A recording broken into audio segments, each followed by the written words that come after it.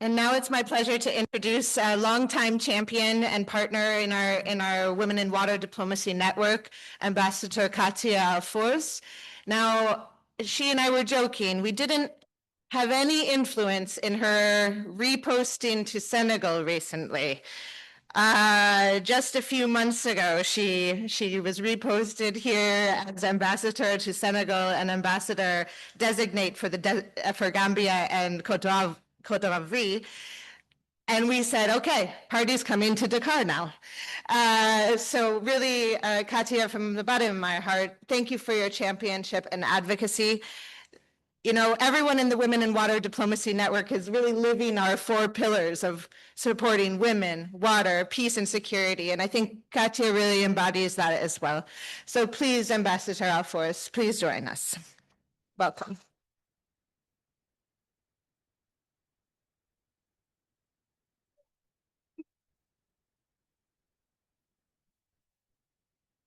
Thank you, Elizabeth, for that kind introduction. And on behalf, good morning to everyone, and welcome to Dakar and the country of Teranga. And to all the Senegalese here in the room, since it's only a week ago, I have to start by congratulating for the championship.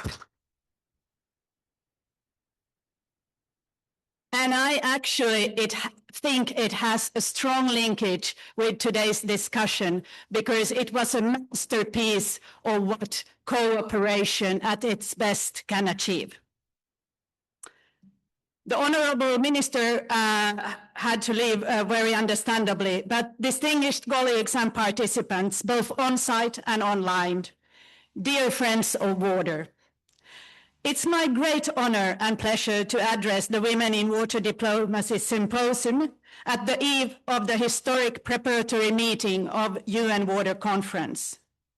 And it's a particular honor and pleasure to do this here in Dakar and right after His Excellency Minister Sheikh. Senegal and Finland have for a number of years joined forces in advancing water diplomacy. And since last September, it's my great privilege to enhance this cooperation as the ambassador of Finland to Senegal.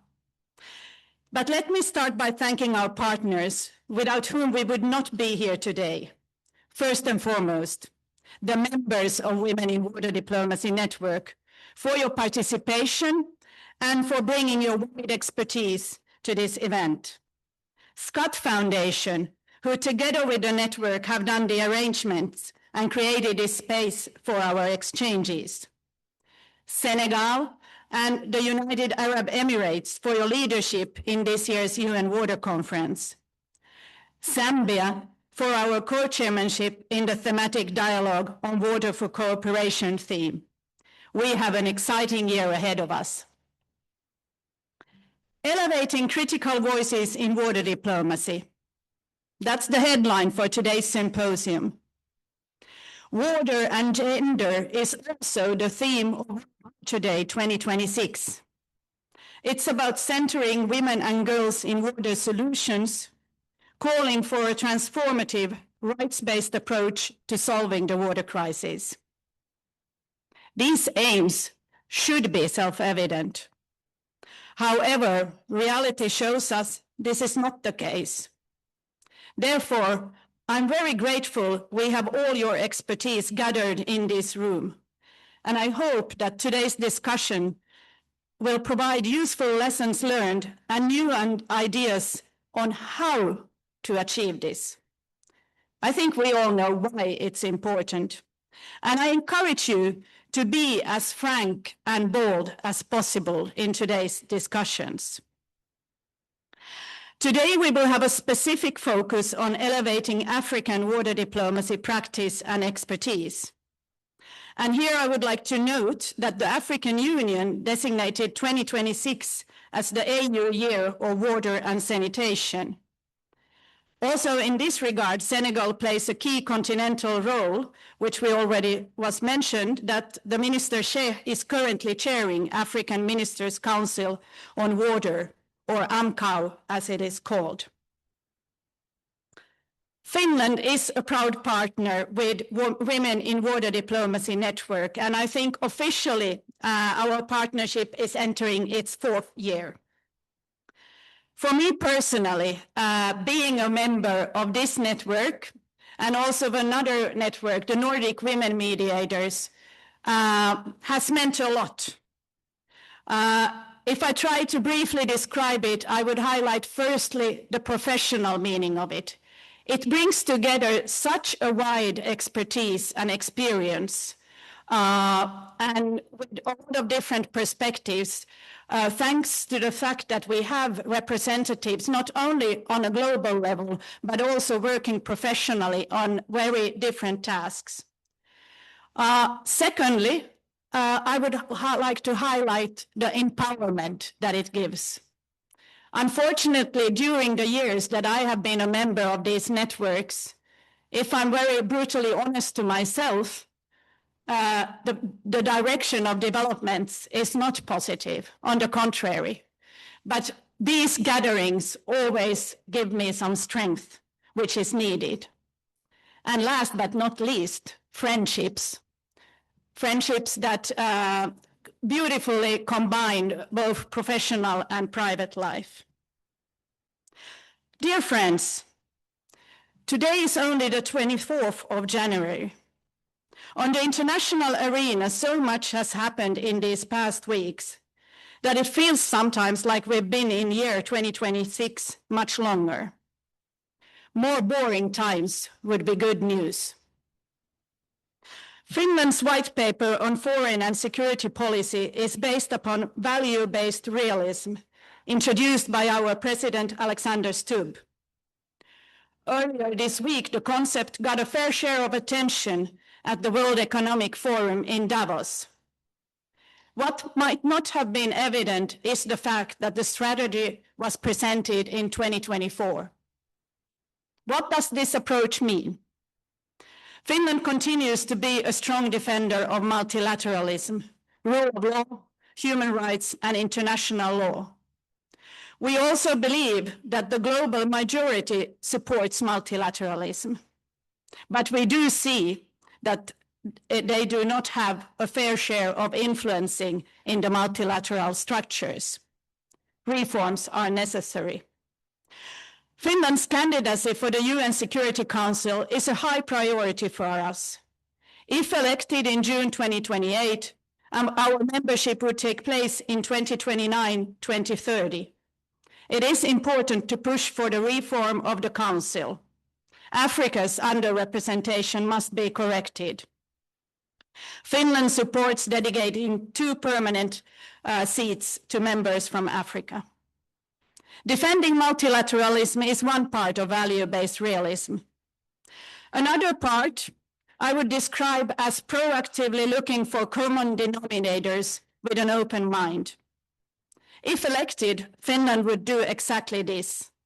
We would work collaboratively with other members to hammer out consensus on issues that divide the Council. Finland would be a principled and pragmatic partner for peace. In the domain of water and security, I here would like to highlight the groundbreaking work done by Slovenia, Switzerland, and Senegal during their tenures in the Security Council. We hope to be able to continue that work in the years to come. Dear friends, water and other natural resources are integral parts of global geopolitics.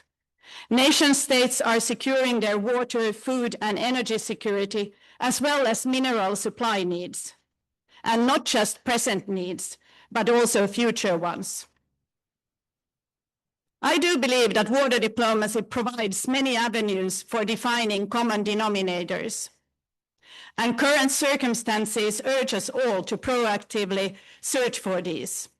The global hydrological cycle is off balance, and many feel its consequences in their daily lives. The climate crisis is a water crisis. Access to water and sanitation are fundamental human rights, which belong to all without discrimination. Finland sees gender equality as a human right a development accelerator, and a peace enabler. Women's leadership and inclusion advance sustainable peace and stability and help in preventing wars and conflicts.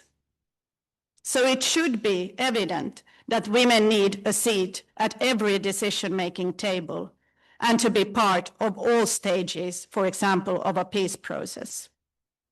It's not only the right thing to do, it's the smart thing to do.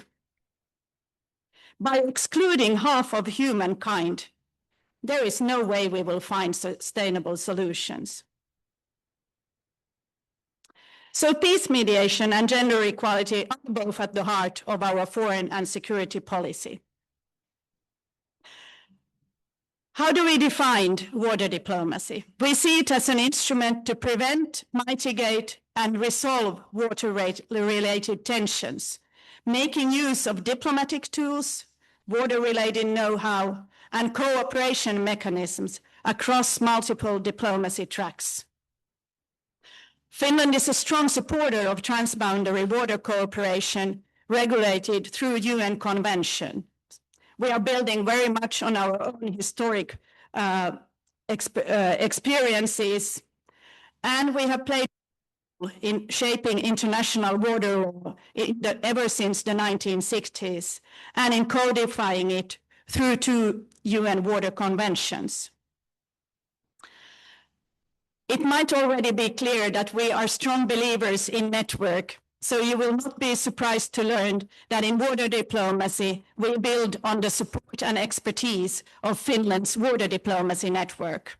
It has around 120 members from government entities, academia, civil society, and private sector.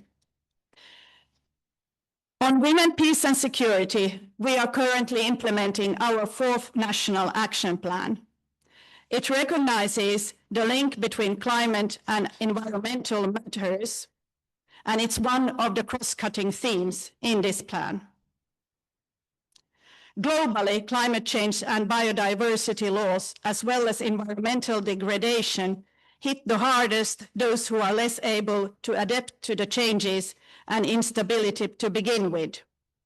Impacts are frequently gendered. However, we should never consider women simply as victims. So I once again stress the importance of and the critical task ahead of us in ensuring the meaningful participation of women at all the decision-making tables.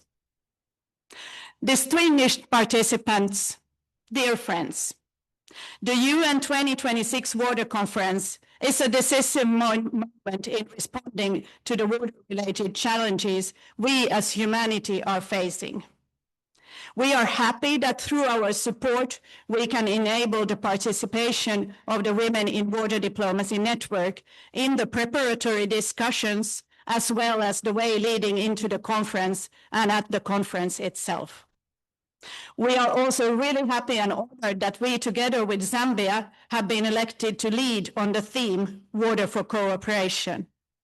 The theme reflects well the Finnish approach, where we see cooperation around water as an opportunity, with potential also for conflict resolution.